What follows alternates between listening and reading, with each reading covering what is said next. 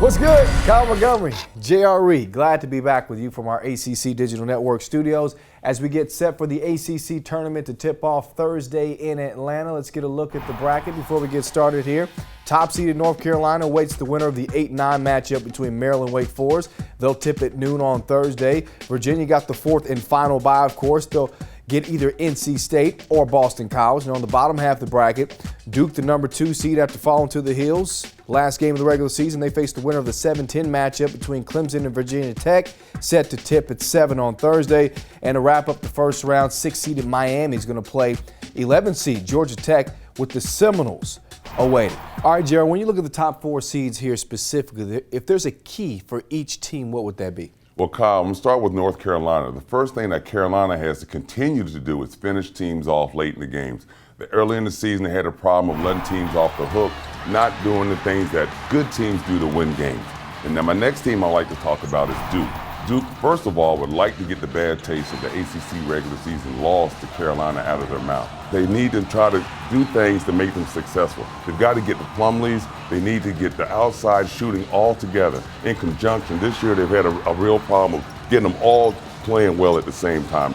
Florida State stumbles into the ACC tournament, not playing their best basketball, and they're going to get tested by Miami. Miami's already beaten them once this season, but teams that play good defense are going to give themselves opportunities, and that's what Florida State does. And my last team, Kyle, that I like to speak about is UVA. The team is down to 7 scholarship players. They're not playing real well right now, but they've got to find some help from Mike Scott. Mike Scott has played so well and done so much for them this season, they've got to get some support for him.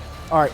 Every year there seems to be a surprise player, a surprise team. Why don't you give us your surprise team / player and MVP? Well, Kyle, you make that easy because my surprise team and player, one of the same, is C.J. Leslie in North Carolina State. C.J. Leslie, we got on him earlier in the season for not carrying the team or being the man that we thought he could be for North Carolina. Highly rated coming in, but now he's put together a string of double-doubles, playing very good basketball for them.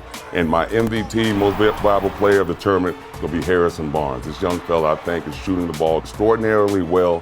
He's carrying North Carolina, but I like what he's doing on the defensive end. He's taking the lead, he's putting it on himself to lead by example.